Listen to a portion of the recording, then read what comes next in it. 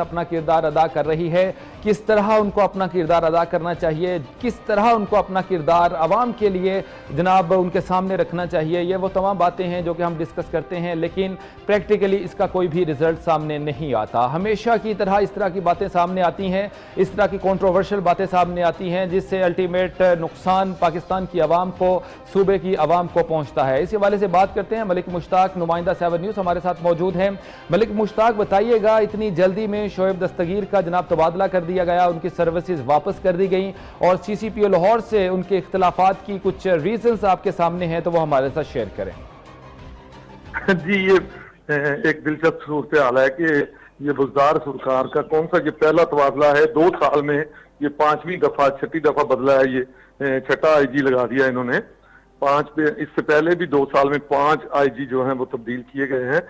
जैसा कि अब तो सबको वाज़ेह है कि सीसीपीओ लाहौर उमर शेख और आईजी पंजाब के दरमियान इख्तलाफात थे जो 1-2 दिन से शिद्दत अख्तियार कर रहे थे और कल इसकी शिद्दत मजीद बढ़ी, जिसकी वजह से दोनों के दरमियान आज सुबह से मैं आपको एक अहम बात पहले बताता चलूं कि आज आईजी पंजाब ऑफिस में एक अहम पुलिस अफसरान का इजलास बुलाया गया था जिसमें सीसीपीओ लाहौर को अंदर जाने दिया गया। उसमें पीएसपी अफसरान और रैंकर अफसरान सारे मौजूद थे जो शोएब दस्तगीर के साथ इजहार यकजहती करते हुए दिखाई दिए। उनका ये कहना था कि ज्यादती है हुकूमत की जानिब से। एक बंदे को जब कंट्रोल दिया जाता है, वो मुकम्मल तौर पर जब कंट्रोल संभालने की पोजीशन में आता है तो फौरी तौर पर उसे तब्दील कर दिया जाता है।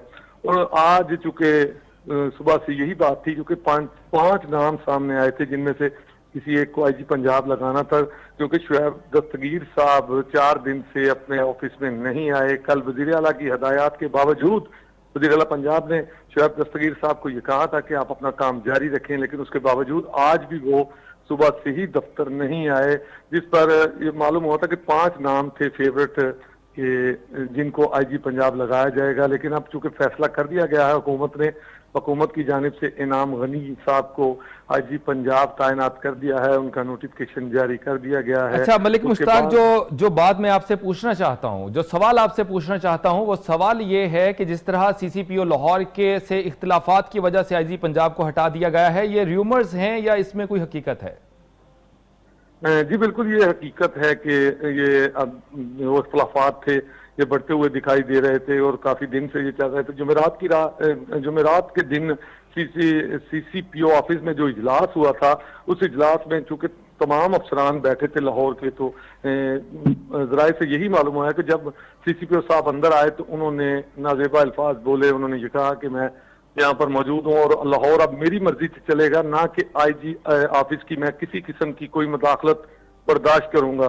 तो ये तो रियलिटी है कि इनके इख्तलाफात थे जिन पर आईजी पंजाब खुद गए वजीर आजम के पास और उन्होंने शिकायत भी लगाई।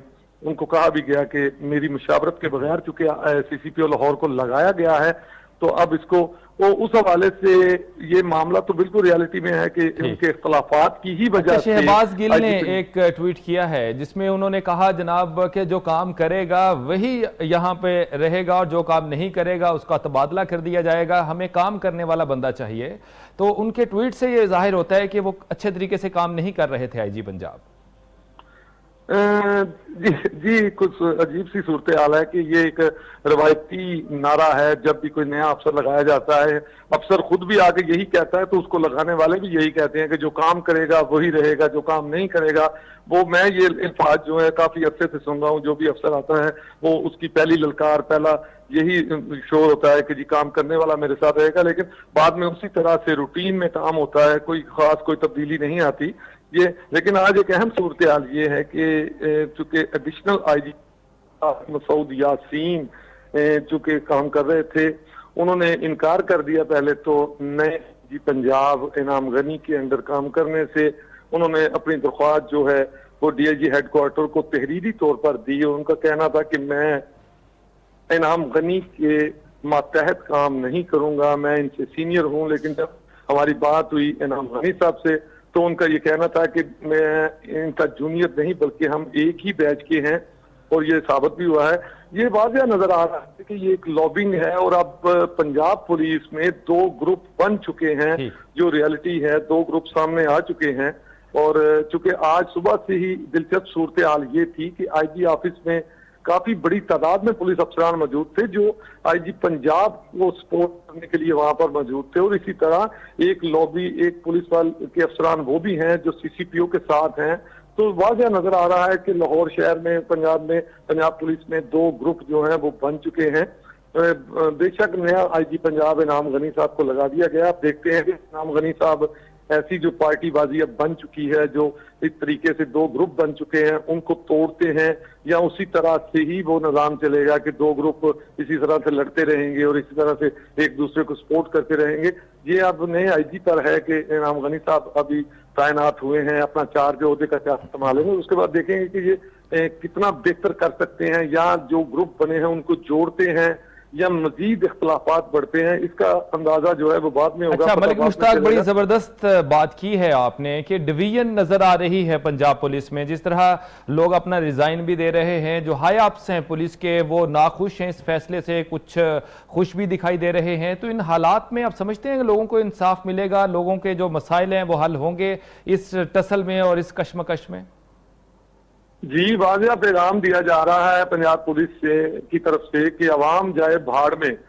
तो ये बिल्कुल ये पैगाम है कि अगर इसी तरह से पुलिस के अफसरान जाती तौर पर इन पार्टीबाजियों में पड़ के लड़ते रहेंगे तो आवाम की तरफ तवज्जो कौन देगा?